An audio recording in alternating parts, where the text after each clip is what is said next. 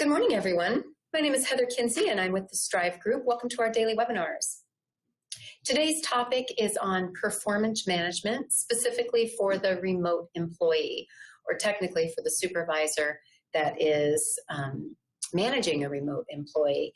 It is the second in a three-part series on performance management. If you're joining us live, you'll notice that there's a right-hand column. You can submit questions for me, and I'm self-moderating today, so bear with me if I don't get to your question during the session. I'm hopeful I will be able to, but if for any reason I'm not able to get to that question, feel free to email me or tag me on social media with your question, and I'll get back to you directly. You can visit thestrivegroup.com for our future programming as well as our previously recorded sessions. Without further ado, let me jump into the topic. Again, this is the second in a three-part series on performance management. And as a reminder, here's how I define performance management. I think of it as an ongoing dialogue between a supervisor and his or her employee that would include things like what expectations you have for roles, tasks, and responsibilities, what standards you expect that employee to meet, the monitoring, how you plan on monitoring or measuring his or her success, and then that leads into development or correction or an allowance of that type of performance. And then ultimately, all of this leads to providing feedback or recognition to your employee. I put that into a phased approach. So job expectations, standards, monitoring, and measurements, those were all covered in a previous or volume 1 of this series in a previous session. Today, I will be focusing specifically on the bucket I call the option bucket. And as I said in my first session, which was last week, there's a lot to unpack here in this bucket. So just bear with me on that. And then the final phase in the process is recognition and feedback, which I will discuss in volume 3 of this series. But as a quick reminder, let's talk about job or task expectations. These are the roles or tasks or responsibilities that you delegate to an employee. So what do you want done? Who should be doing what task or what duty? And hopefully you're incorporating the why these things are important or why these tasks have to get done as a part of those discussions.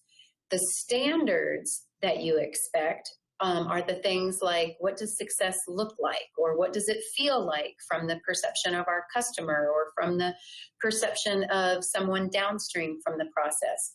What does success sound like? You know, if I were to be a fly on the wall and listen to that exchange, what might that interaction or that job task or that duty or overall responsibility, what might that sound like to a customer? What might that sound like to a stakeholder or another business-to-business stakeholder? So standards can be technical standards. So things like, you know, how many gadgets get done, how many widgets are, you know, audited, you know, and so on and so forth. Or they could be behavioral standards. So what behaviorally is expected from a customer's perspective or from another partner's perspective. And as I said in volume 1 of this series, the communication about expectations and about standards, the who's, the what's, the where's, the why's, that needs to be consistent expectation, that needs to be transparent or frequent when you have remote employees. Now, in a regular situation, those types of things are also needed, right? You need to have some consistent communication, but it becomes imperative with a remote environment that communication regarding the who's, the what's, the where's, the why's is more frequent or more transparent or more clear or more focused, and that is because we don't simply have the ability to drop in on someone down the hall, or we don't have the ability to have them come to us to seek clarification. So we are going to need to schedule more structured telephone meetings or video conferences to talk about the who's, the what's, the where's, the why's, and all of that. And then, as I said in the last webinar on this series, or technically in the first webinar of this series, when you are monitoring and measuring your employees on, in ideal situations, you have a variety of ways to do so. But once you go remote, not a lot has changed. You just lose your opportunity, for lack of a better phrase, to have direct observation or to sit in. But you still have all of those other options available to you, things like reports or audits or feedback, whether it's peer feedback or customer feedback. You have a variety of online tools available to you in person, but you also have those tools available to you when you have remote situations now as a part of the equation. And so I encourage you all as supervisors to not get too hot and bothered of the fact that you're no longer able to directly observe your staff, because there are still a host of tools available to you to monitor and measure their work. And of course, all of that lends itself to you being able to identify whether your employees are playing the limbo or they're playing high jump. And this philosophy goes way back to when I was a child. My mother, who was ahead of her time, or maybe she knew that I would eventually become a consultant in helping managers and supervisors like yourself. But she told me a long time ago when I was a child that the limbo was a game I could have fun of playing on roller skates or at the beach or in the playground, but that it was not acceptable as a part of her family. And what she meant by that is that she had certain performance standards for her children, and it included cleaning up after ourselves. It included pitching in and helping in at meal times. It included pitching in and helping to keep our little trailer clean and organized, because there were, she had 4 children. She was a single mother. And there were 5 of us in a small little trailer, and we each had a role to play. And she had her performance expectations. And when we came in under those expectations, it wasn't funny, and it created havoc in our little family. And so she used to tell me that the limbo, there was a time and a place for limbo, but that it did not have a time and a place in our family and in our expectations in our little family community. And what she always encouraged me to think about for her performance standard was to think about it in terms of the high jump. And I wasn't an athlete. I was never good at sports, but my siblings were, and they all participated in the high jump when track and field season came to be. And she would always make that analogy, and she would tell me that if she had a certain standard, limbo was coming in under that standard, and high jump was coming in at the standard or higher. And so she would always tell me, Heather, you need to start treating this as the high jump. And when you, as a supervisor, when you identify your job expectations, you identify what your standards are, you identify how you're going to measure and monitor those standards, that your employees are going to be better able to come in and play the high jump. And that's what I would encourage you to think about, is this silly analogy that my mother utilized. So when they are not coming in at the high jump, or at the standard or higher, you have to unpack what I call the options bucket.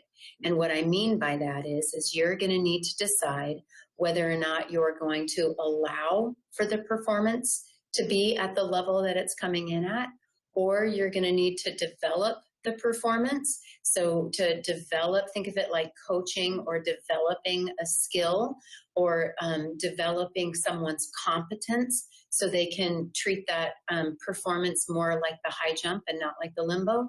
Or you're going to need to correct the deficiency. And there's a variety of things that you might need to correct in order to get them to play the high jump. All right, so let's just talk about the 3 things that are in this bucket, this options bucket.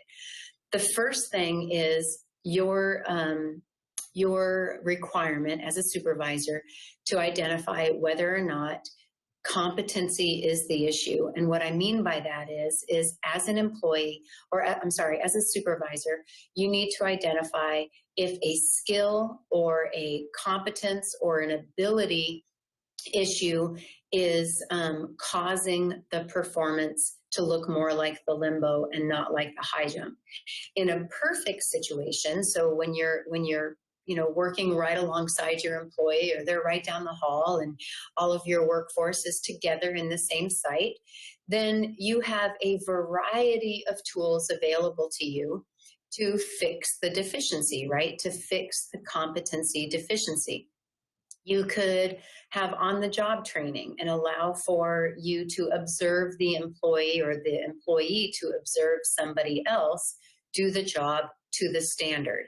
You have a variety of technical skills trainings, or policies and procedure trainings, or soft skills trainings available that they could go to or attend in your work site. You have the ability to sit down with them and review the policies and procedures to make sure that they understand the correct way to do, the task X or the duty Y. You have the opportunity in a perfect situation to engage in performance development plans with your employee, to tell them, here's where you are, and it's, little bit under where I'd like it to be, but here's where I'd like you to develop it to, and here are the tools and resources that are going to be made available to you in order to get there, right? That's called a performance development plan. You have the opportunity to do a job shadow in a typical situation in order to raise the competency of your employee. And of course, you always have self-instruction or self-study in order for the employee to get to the standard that you expect. A lot of supervisors think that, well, now I've got a remote situation, so now what am I going to do? So, how can I develop their competency? And I have to tell you that you still have the same options as all of the other situations prior to the remote work gave you, but it's just your method or your duration or your combination of those options are likely going to change. So the opportunities are still there, but how you mix and match those recipes for success are going to be slightly different. And so as an example, you may have a training situation, 5 months ago when the employee was just down the hall, that occurred maybe once a quarter, that they went to skills training or they went to a P&P training. With a remote employee, that's probably going to be too far apart, right? You might want to do a weekly training of shorter duration. So your frequency is going to increase, but your duration is going to decrease, right? These sessions, these training sessions, they might start to look a little bit differently because online training is not delivered the same, and it certainly doesn't look the same as in-person training. So we have to recreate interaction, and we have to rethink about how we deliver content in order for engagement to stay higher in a remote learning session. So you may have quizzes or surveys or some type of interactivity built into a remote training, whereas in an in-person training, all of that becomes natural because you have breaks or you have an instructor asking, Johnny a question or Jill a question. So we have to build that into a remote training environment so Johnny and Jill, they don't just, nod off, figuratively or literally speaking, during a remote training session. You may start to see that you'll have some successes when you create some combinations of training, whereas an in-person training may have an instructor that says, hey, this is the way you do something, now let's try it. Once you have a remote employee, you lose your opportunity for that. So you as a supervisor are going to have to reenact that. So you may say, hey, go and watch that 20-minute video or go and watch that 15-minute lecture that I put together or that, our subject matter expert has put together. But then let's meet here via video conference to figure out if you understood it or if it is making sense.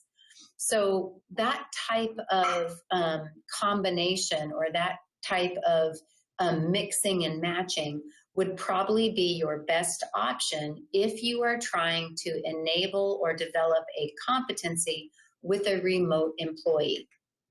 The next situation that would occur in this bucket is, does a deficiency exist in the organization, or is there a problem or a process or a procedural issue that is occurring within the organization that is stopping the employee from getting to success, right? So it's keeping them at playing limbo. They're never quite getting to the standard because something has gone awry in the organization. And as a supervisor, you have to consider that that is indeed a possibility that is stopping that employee from getting to success. And in a typical situation where all of our employees are together in the same work location, these are the options that are available to you as a supervisor to solve those types of organizational deficiencies. And so it could be, you haul everybody together to talk about it. You might have a result of that, big group discussion, some slight changes to task or role identification. Oh, it makes sense that everybody is here playing the limbo because we don't have the right people doing the right job at the right time. So let's mix and match things a little bit. And now is everybody clear on those role changes and those task changes or those work bundling changes? And now let's try it to see if we can't get everybody to the high jump, right? You may have to get everybody together to analyze the process, to do a full root cause analysis to identify where bottlenecks are or where waste and redundancies are causing people to not quite meet the standard, right? So everybody is just right at that limbo game as opposed to looking more like the high jump, because we've got process inefficiencies or we have process redundancies and process waste that is stopping everybody from meeting our standard. And so when we're together in the same work site, these types of things start to look like a lot of group meetings and group discussions and problem solving where we can start to restructure or reorganize our work. And for the most part, it's easier when we are all together. And that is because we can sort of pull the plug. Let's cease our work now. Let's recalibrate together and to try to figure out if we can solve some problems. Once we have a remote employee or once we have multiple remote employees, those approaches, whereas previous it could be, hey, let's everybody get together and talk about it, those approaches are going to need to change. And that is because with a remote employee, we don't necessarily have the option of bringing everybody together. We could still bring everybody together via video conference, but the video conferencing, as with our previous webinars that it has highlighted or unveiled, video conferencing, we're losing that engagement, that perception that we're all in this together. And it starts to look like a blame game if we've got a process inefficiency or work bundling problems or a task identification that is, discombobulated.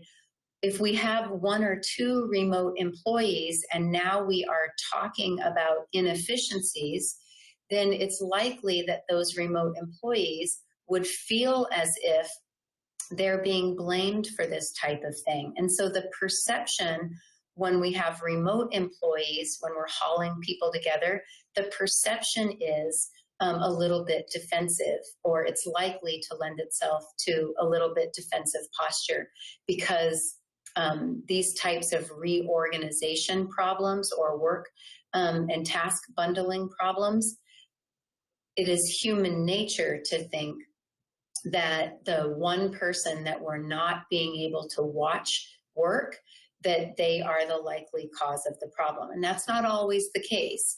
And so I'm just suggesting that you might have to change that approach and come about it in a little bit different manner. You might want to also think about that your communication needs to be heightened or increased. So you might have to check in more often. You might have find yourself needing to pilot small solutions and ask the team, hey, let's revisit in a couple of weeks. We're only changing this one slight thing to see if we can't get everybody to the high jump, right? So you may pilot smaller things and have more frequent communication about those issues to see if you can't get some improvements on those. And I'm going to, before I leave this organizational change thing, I would urge you as a supervisor to keep in mind that, I just lost my train of thought, excuse me, that, that I'm literally I'm struggling here, that unintended consequences are likely for this. So what I mean by that is that as a supervisor, if you change something, and if you don't think of something holistically or in its totality, that you're likely to have unintended consequences. And when you're dealing with remote workers, you have a tendency to say, okay, never mind, scrap that idea, let's go back to the way things used to be. And I'm going to beg you to have a little bit of patience in this, because unintended consequences aren't necessarily a good reason to scrap everything. I'm just suggesting that you might want to work through some of those unintended consequences and see if you can't get to a better thing on the other side. All right, so a question has come in, and I think that it's a relevant question for me to stop and address that right now. And the question is should I change everything, meaning a process, I'm going to assume, or an expectation, just because I have a remote employee, or to otherwise, should I change everything to accommodate the remote employee? And the answer is no. I don't think that you should change everything just to accommodate a remote employee. I do think that you need to consider as a supervisor, if the remote employee is recognizing the need for change because he or she is coming at it now from a different angle. You know, when we're all in it together, sometimes we don't see some natural waste, or sometimes we don't see some really common problems or inefficiencies like bottlenecks, right? We've gotten used to it because we're all in it together and we see that so-and-so is busy. But when we have a remote employee, he or she doesn't see that so-and-so is busy. And so that bottleneck becomes heightened, right? Why is it taking so long? Why is it that it's been 4 hours and I still don't have an answer to something? And so keep that in mind. I don't think that you as a supervisor need to change things just to accommodate a remote employee, but I do think you need to pay attention to their perception, because it's likely to be from a learner's mind or from brand spanking new perceptions that we should probably take a look at. All right. So another thing that you have to consider in this bucket is that willingness is the problem. So it's not a competency issue, right, which is a skill gap or a ability issue that I don't know how to do the work. And it's not an organizational issue, meaning that there's not a bottleneck here, or there's not a process waste or a process redundancy that's causing us to have this limbo problem, or it's not, an issue that's happening in finance or in marketing that's causing operations to have this limbo problem. But it is indeed a willingness issue.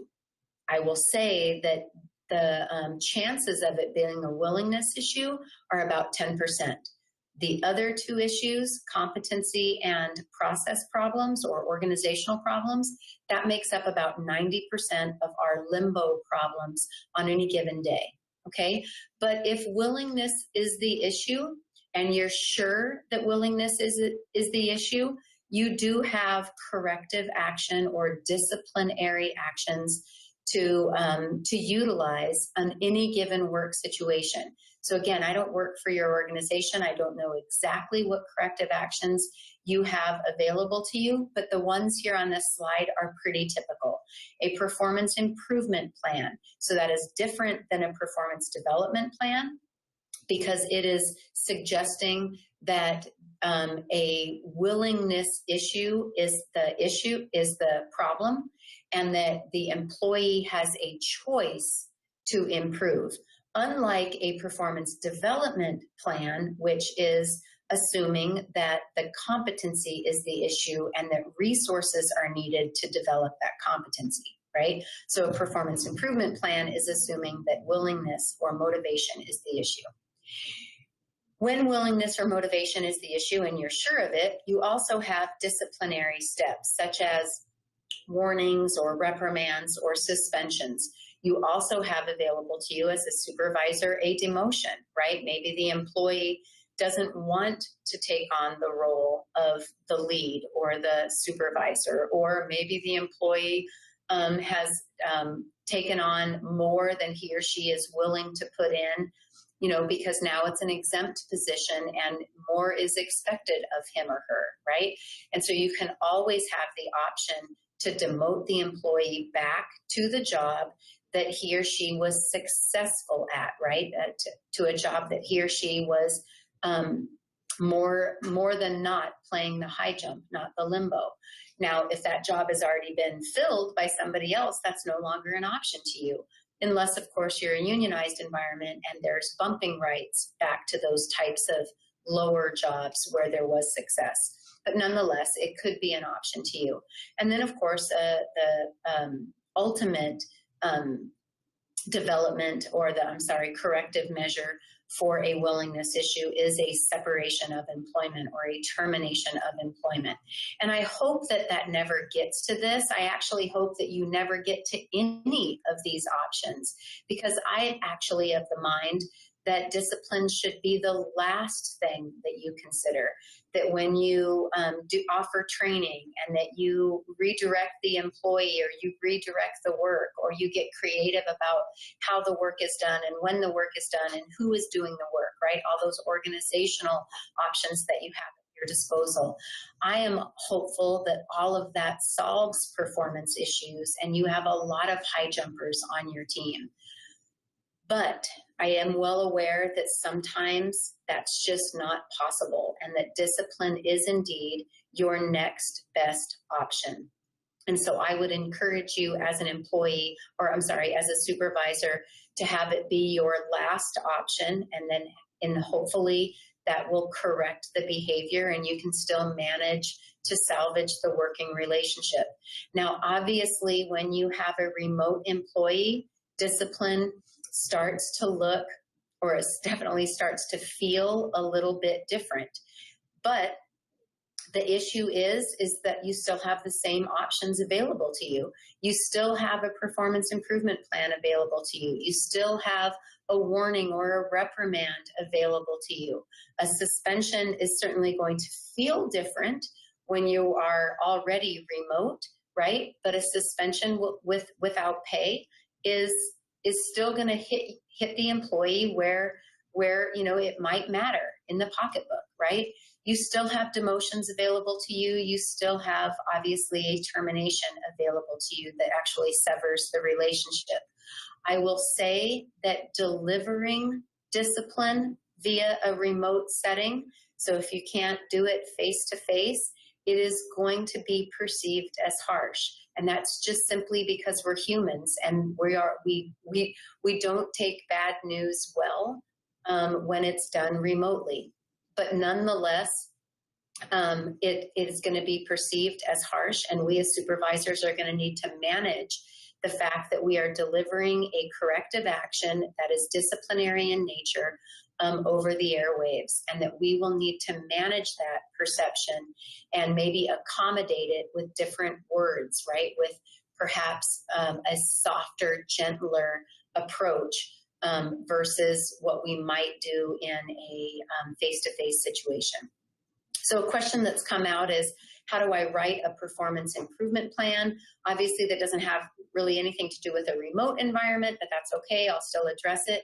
Performance improvement plans are written slightly differently than performance development plans because they are assuming that there is a willingness issue, and it's also assuming that there is a consequence if performance doesn't improve. So you would write them similar to a performance development plan, but with that assumption in mind. Again, assumption that there's a willingness and assumption that there is going to be a consequence if performance doesn't improve. And so that being said, you would have perhaps an additional follow-up, and you might want to list what additional consequences may come if performance doesn't improve. And if you want some specific help on that, just send me an email and I'm happy to get that, give you some direct feedback and some help with writing a performance improvement plan. And then the next question is, how long should I wait for improvement to show up to the workplace? So how long should I wait from, here I am at limbo, and how long should I wait for it to get to the high jump?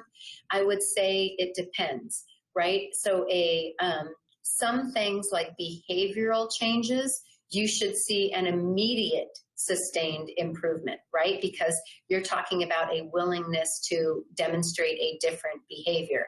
But if it's a willingness to develop a new habit, then you're going to need to give some patience to the employee on developing those habits. And so I wouldn't expect an immediate change. And a caveat to that is, with a remote employee, you as the supervisor are also going to need to change a habit, because you are going to need to follow up proactively via telephone or via audio video conference or via different types of feedback loops or reports more often than you would with a regular employee that's just right down the hall, right? You're going to need to proactively put that into your own schedule. All right, so that is the performance management process, and regardless of whether you're developing a competency or you're changing something in the organization to allow for more employees to play the high jump, or whether you are engaging in corrective action, all of those processes tie back to job expectations and standards, and again, how you're going to monitor and measure that success. You can't do either of those things in that options bucket without referencing the three buckets that came before it. And of course, once you get a change in performance, right? So you've either got even more heightened good performance, right? So they were at the high jump before, and now they're really clearing that bar, and it's time to raise the bar. Or they were playing the limbo, and now they're at the bar more often than not. Or they were playing limbo, and they're getting closer to the bar, right? All of those options can happen, or all of those situations can happen, and then you would be well set up to give them recognition and feedback. But that will be our next session, because I am way past time for this session. So I'm hopeful that this was helpful to you, and I'd ask you to tune in again for our volume 3 of performance management. That'll occur later on this week. And again, you can send me an email at info@thestrivegroup.com if you have questions that I didn't get to today. I'd be happy to answer them directly. I encourage you all to stay as positive as you can as you're dealing with managing performance with your remote employees. It doesn't have to be incredibly difficult, but your approach, obviously, as we've talked about today, is going to have to change. And the need for patience and persistence is increased when you have a remote worker. And so here's a little bit of information about me and the Strive group. There's my direct contact information should you want to reach out directly. And I wish you the best of luck in managing remote performance. And again, I'll see you again next week or later on this week, sorry, as I talk about recognition and feedback with your remote employees. So thanks again for joining us. I appreciate your time and your trust, I guess, with me in helping you manage your workforce.